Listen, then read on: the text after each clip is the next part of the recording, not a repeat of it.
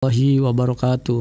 Alhamdulillahilladzi anzala sakinah fi qulubil mu'minin liyazdadu imanan ma imanihim. Allahumma shalli wa sallim wa barik ala nabiyyina Muhammad wa ala alihi wa ashabi ajmain. Amma ba'du. Kaum muslimin pendengar setia RRI Gorontalo yang dirahmati Allah. Judul Risalah Maghrib sore ini adalah penyakit psikosomatik dan terapi Islami. Agama Islam mengakui hubungan antara pikiran, jiwa, dan tubuh manusia. Nabi Muhammad SAW pernah bersabda, "Inna fi jasadi mudghah, fa idza saluhat fasaluhat jasadu kulluhu, fa idza fasadat fasadat jasadu kulluhu." Di dalam tubuh manusia ada segumpal daging. Jika ia baik, maka seluruh tubuh itu akan baik, dan jika ia rusak, maka seluruh tubuh rusak. Ia adalah hati. Hadis sahih riwayat Muslim. Walaupun hadis ini secara langsung mengacu pada hati atau qalbu sebagai pusat emosional dan spiritual, ia juga menggambarkan konsep umum bahwa keadaan internal seseorang mempengaruhi keseluruhan kesehatan mereka. Di dalam Islam, konsep penyakit hati seperti hasad atau iri hati, takabur atau sombong, dan kedengkian sering dikaitkan dengan efek negatif.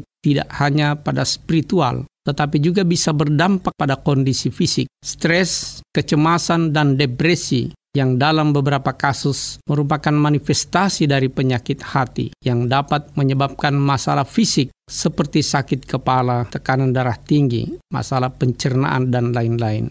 Hubungan kondisi kejiwaan dengan penyakit fisik sebagian dapat diungkapkan dengan teori hormon adrenalin. Seorang yang mengalami stres, maka kadar hormon adrenalin akan lebih banyak dikeluarkan di dalam darahnya. Hormon ini mempengaruhi kerja beberapa organ seperti jantung. Jantung akan bekerja lebih keras dan cepat, sehingga orang akan merasa berdebar-debar kencang. Tekanan darah akan meningkat cepat. Tekanan ke otak juga akan meningkat, yang akan memicu sakit kepala hingga serangan stroke jika terjadi pecahnya pembuluh darah di dalam otak. Adrenalin juga akan memicu pelepasan asam lambung yang berlebihan, sehingga akan memicu nyeri ulu hati yang hebat dan pembengkakan lambung yang akan menekan diafragma atau pembatas antara rongga perut dan dada, sehingga jantung tertekan dan terasa nyeri dada. Mirip seperti orang yang mengalami serangan jantung. Adrenalin juga menyebabkan pembuluh darah halus mengkerut atau menyempit, sehingga tahanan pembuluh darah meningkat, yang akhirnya membuat jantung harus memompa lebih keras untuk bisa mengalirkan darah ke seluruh tubuh. Orang yang dalam keadaan stres, napasnya juga terengah-engah karena kebutuhan oksigen juga meningkat akibat kerja jantung yang meningkat. Inilah yang ditakutkan pada seorang yang mengalami kondisi psikosomatik yang berat. Gejala lainnya yang sering dikeluhkan ke dokter adalah seluruh badan terasa sakit, sulit tidur, pusing, vertigo, buang air besar yang tidak lancar,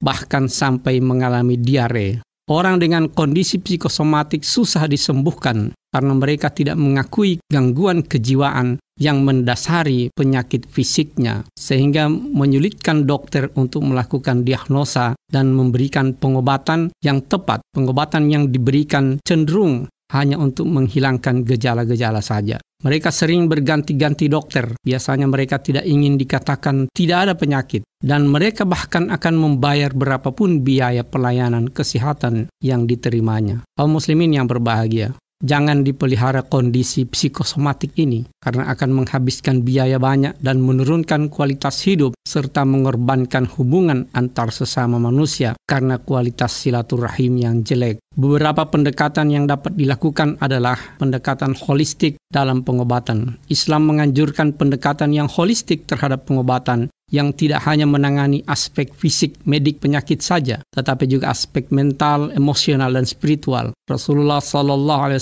mengajarkan doa dan zikir sebagai salah satu cara untuk meredakan kecemasan dan stres. Di dalam beberapa hadis disebutkan bahwa membaca Al-Quran dan berzikir dapat membawa ketenangan kepada hati, yang secara tidak langsung dapat membantu meringankan atau mengatasi masalah fisik yang berkaitan dengan stres. Inna ala bidzikrillahi tatmainnul qulub. Kaum muslimin yang berbahagia, dalam menghadapi gejala psikosomatik, umat Islam diajak untuk pertama, berdoa dan berzikir, melakukan perilaku hidup sehat, mengikuti anjuran Nabi tentang pola makan yang seimbang, olahraga yang teratur, dan tidur yang cukup. Pemurnian hati dengan menumbuhkan sifat qanaah dan rasa sabar yang tinggi, melakukan introspeksi dan berusaha memperbaiki sikap dan perilaku yang dapat menyebabkan penyakit hati. Mencari bantuan medis dan konseling, Islam tidak melarangnya. Islam malah menganjurkan untuk mencari pertolongan para profesional di bidang kesehatan, dokter atau konselor yang ada di sekitar kita. Kaum muslimin, pendengar RRI Gorontalo yang berbahagia,